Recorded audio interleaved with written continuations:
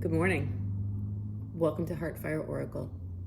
My name is Sarah Sophia, and I'm here to share with you today's Give Us This Day, our daily spread for June 13th, 2025.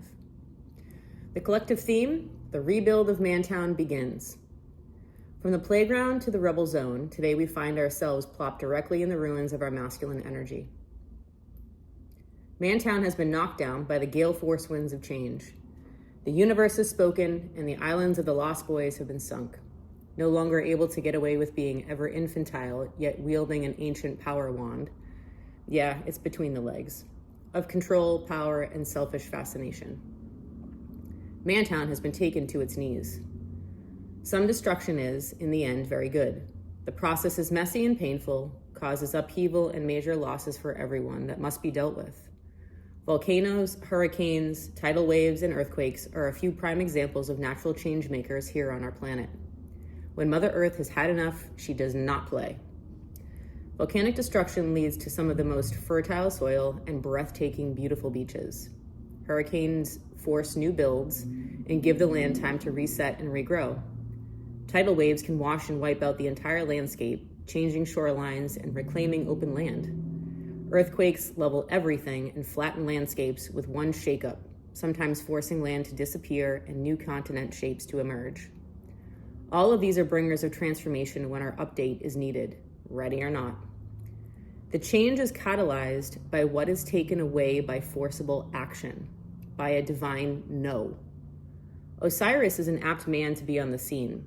He is the poster man for death and rebirth, brought back to life by the love and devotion of Isis, the divine feminine, wife. An omen of union, mature love, and necessary growth. The divine mother must say no, no more, for the petulant little boy who's too big for his britches for this rebirth to occur. She says no and means no, zero wavering of the boundary. Through this, he has the chance to learn limits, self-reflection, behavior change, emotional intelligence, and maturation, how his words, actions, and way of being in the world impacts others, the feminine, by way of how it impacts him, empathy. The mother loves him enough to take away his unconditional access to her. No more time for mommy and baby. He's pubescent now. Love is unconditional, not access.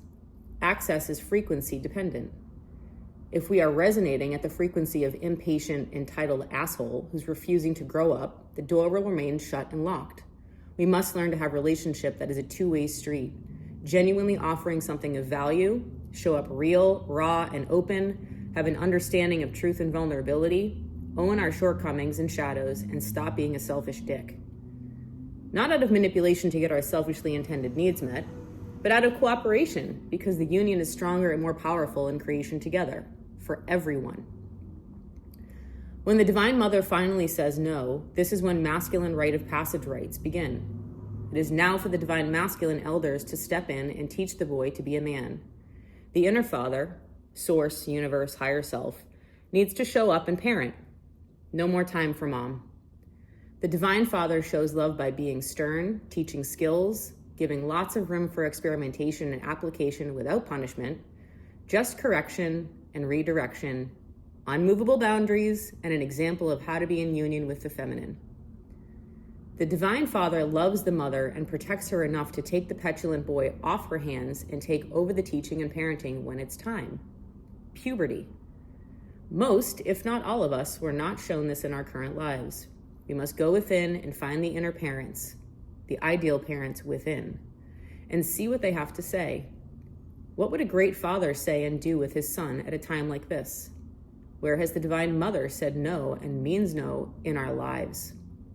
Where are we being asked to shut up and grow up lovingly because it's time? Like all sweeping change makers, it's a painful process in the beginning.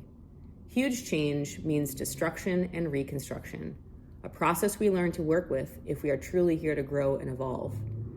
The death of childhood means the birth of adulthood. What if this divine rite of passage feels good in the end? Like all of the natural, quote, disasters aforementioned. Cool shit starts to grow. New construction means innovation and updates. Getting older means we have access to do more and leave a legacy. What if this actually feels good? There's a fine line between pain and pleasure, and that is an adult concept. Footnote: this puberty process goes awry when the mother is looking for love and affection from her children. She will not be able to uphold a no or boundary because the fear of losing the love of her child takes over. This is unhealthy parenting. The father has not undergone his own rite of passage into adulthood and is still lingering in Peter Pan land, an adult man with infantile maturation. They do not turn to each other for emotional support as a couple. No root fault of their own, this is generational trauma played out over and over. The above read is pointing to how we break this ancestral cycle. Personal growth, healthy interfamily systems, and divine guidance are needed here. As within, so without.